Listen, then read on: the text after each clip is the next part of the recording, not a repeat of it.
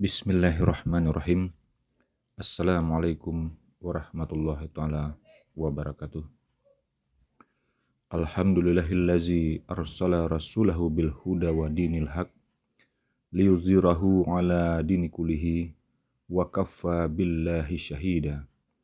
Asyhadu an la ilaha illallah wahdahu la syarikalah ilahan wahidan wa rabban sahidan la ma'budan siwak wa nahnu lahu muslimun. Wa asyhadu anna Muhammadan abduhu wa rasuluh. Amma ba'du la nabiyya ba'dah. Pada materi kali ini kita akan membahas betapa pentingnya untuk mengenal kembali atau mengkaji diri kita sendiri. Sebenarnya rahasianya seperti apa sih? Karena sebegitu pentingnya rahasia diri kita ini untuk dikaji kembali. Dan ini mungkin kebanyakan orang belum banyak yang mengerti. Dan bagi mereka yang telah menganggap mencari jati diri ini adalah sesuatu hal yang sangat penting, mereka pun telah memulai untuk mencari siapa jati dirinya yang sesungguhnya. Para sobat majelis zikir insan kamil yang dirahmati Allah di mana saja berada. Mari kita bahas tentang siapa sebenarnya manusia ini. Kita mulai dengan Suratul Insan ayat 1. Allah telah berfirman di dalam surat Al-Insan ayat 1. Bismillahirrahmanirrahim. Hal atau alal insani hinum minad dahri lam yakun say'am mazkura.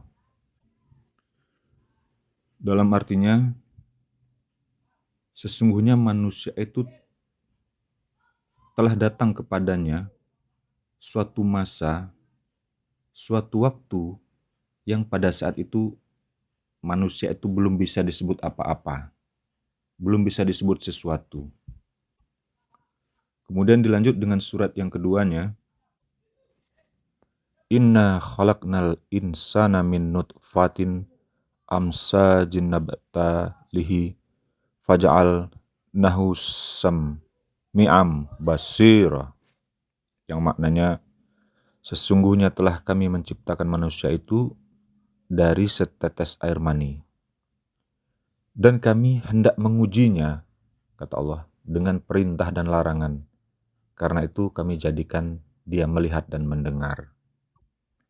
Jadi dari dua ayat ini bisa kita pahamin bahwa awalnya manusia itu tidak ada, kemudian diciptakan oleh Allah untuk diturunkan ke muka bumi ini, untuk diuji oleh Allah Subhanahu wa Ta'ala.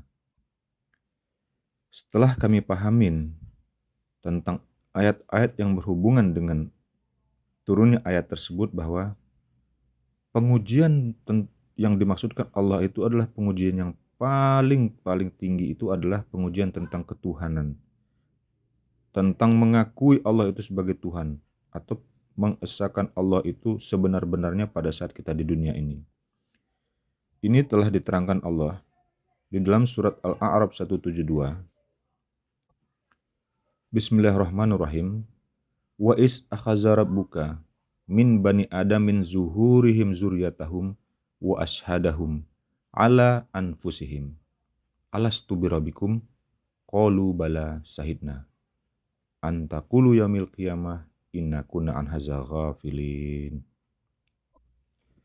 Pada ayat ini Allah menerangkan bahwa sebelum ruh itu ditiupkan ke dalam jasad-jasad manusia yang sebelum mereka diturunkan ke dunia ini, telah diambil kesaksian oleh Tuhan. Dan ingatlah ketika Tuhan mengeluarkan anak keturunan Adam dari sulbi mereka, dan Allah mengambil kesaksian terhadap jiwa mereka, seraya berfirman, bukankah aku ini Tuhanmu? Mereka semua menjawab, betul, Engkau Tuhan kami. Kami menjadi saksi. Kami semua bersaksi bahwa Engkau adalah Tuhan kami. Kemudian Allah berfirman, kami lakukan yang demikian ini agar di hari kiamat nanti kamu tidak mengatakan sesungguhnya kami lupa terhadap perjanjian pengesaan ini. Inilah pengujian yang teragung yang Tuhan turunkan kepada manusia di dunia ini agar mereka kelak bisa kembali kepada Allah. Benar atau tidaknya, baik atau tidaknya, kemudian sesuai dengan ujian yang dimaksudkan Tuhan tadi, atau kembali kepada kesesatan. Proses kejadian manusia ini begitu detail diterangkan oleh Allah, karena manusia ini adalah makhluk yang paling sempurna yang diciptakan oleh Allah sebagai khalifahnya di muka bumi ini. Tetapi kita mengemban suatu ujian yang akan diberikan oleh Allah tentang pengesaannya ketika kita berada di dunia ini. Pada surat Al-Mu'minun ayat 14, Allah menerangkan secara detail kejadian kita. Kemudian air mani itu kami jadikan sesuatu yang melekat. Lalu sesuatu yang melekat itu kami jadikan segumpal daging. Dan segumpal daging itu kami jadikan tulang belulang. Lalu tulang belulang itu kami bungkus dengan daging. Kemudian kami jadikan makhluk yang berbentuk lain. Ini semua adalah proses kejadian kita di alam kandungan ibu kita. Proses kejadian fisik itu dikatakan Allah itu dilakukan dalam 6 masa. Dalam 6 masa itulah terbentuk sempurnanya fisik kita di alam rahim, dalam kandungan ibu kita. Kemudian setelah sempurna kejadian fisik itu, Allah berfirman di dalam surat Al-Hijr ayat 29, Fa'iza sawaituhu wa nafakhtu fihi mir ruhi faqallahu sajidin. Maka apabila aku telah menyempurnakan kejadiannya, maksudnya adalah kejadian fisik itu tadi di dalam rahim ibu, maka aku meniupkan ruh ke dalam ciptaanku, maka tunduklah kamu kepadanya dengan bersujud. Dari uraian tersebut sebenarnya perlu dan sangat-sangat perlu kita ketahui adalah sebenarnya kita saat ini di dunia ini yang belum mampu menyaksikan Allah, ketahuilah sesungguhnya dahulu di alam kandungan, sebelum kita diturunkan ke dunia ini, kita sudah pernah menyaksikan Allah seperti yang diterangkan di dalam ayat Al-A'raf 172 tersebut, bahwa Allah berfirman, Alastu birabikum, dan semua ruh-ruh menjawab, Qalu bala syahidna. Inilah dasarnya syahadat di alam ruh kita. Yang di dunia nanti banyak yang lupa tentang kejadian ini, dan inilah yang menjadi petaka terbesar bagi manusia di dunia ini, ketika mereka tidak mampu lagi untuk menyaksikan Allah di alam dunia ini. Para sobat majelis zikir, insan kamil yang dirahmati Allah di mana saja berada, banyak orang mengambil istilah untuk memahami kembali, untuk mengerti kembali, untuk mendapatkan pelajaran kembali tentang menyaksikan Allah di dunia ini. Ada yang mengambil istilah mencari jati diri, ada yang mengambil istilah belajar thoriqoh atau belajar tasawuf, dan juga menempuh jalan suluk, agar dapat kembali kepada fitrah kita yang sebenar-benarnya dapat menyaksikan Allah seperti di alam kandungan dulu. Allah yang kita saksikan di alam kandungan sebelum kita turun ke dunia ini, seperti yang diterangkan di dalam Al-A'raf 172, dengan Allah yang saat ini di dunia dan dengan Allah yang nanti ada di akhirat, itu adalah Allah yang sama.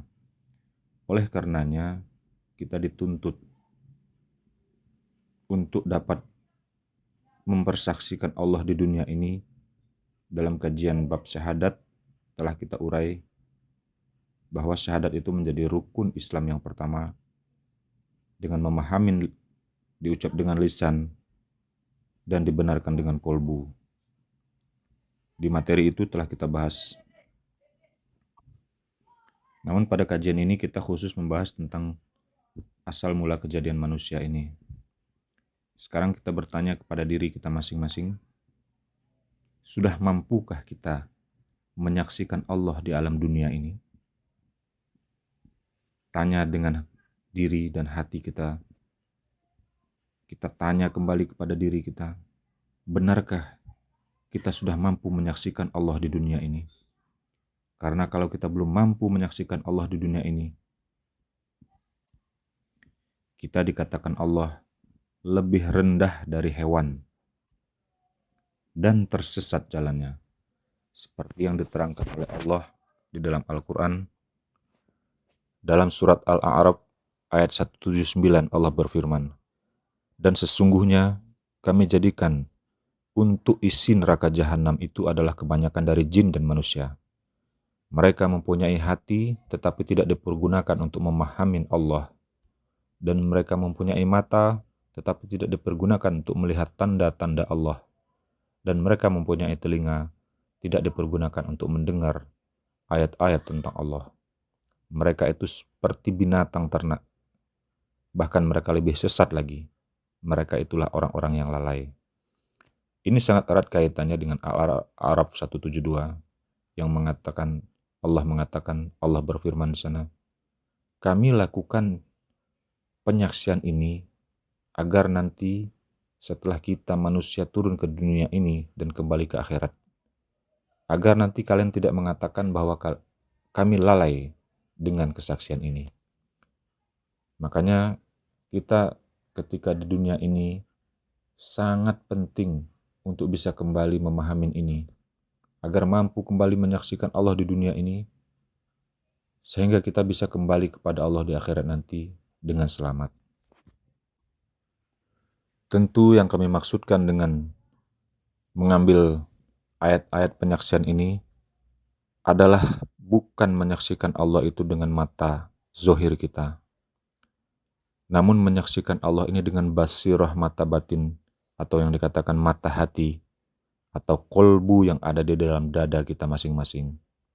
Sebagai alat untuk dapat menyaksikan Allah itu adalah kolbu, hati sanubari, hati nurani yang telah diberikan oleh Allah kepada kita sebagai alat untuk dapat menyaksikan Allah di dunia ini, agar kita kembali kelak di akhirat dengan selamat. Kita mengingat kembali pada surat Al-Isra 72, Allah berfirman, barang siapa yang buta di dunia ini, maka di akhirat dia pasti akan buta dan tersesat jalannya.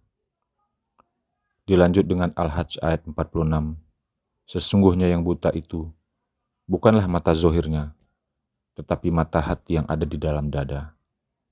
Oleh karenanya, menjadi suatu kewajiban bagi kita sebagai umat Islam untuk dapat mengetahui, mempelajari, sehingga kita bisa mempraktekkan tentang rahasia menyaksikan Allah di dunia ini.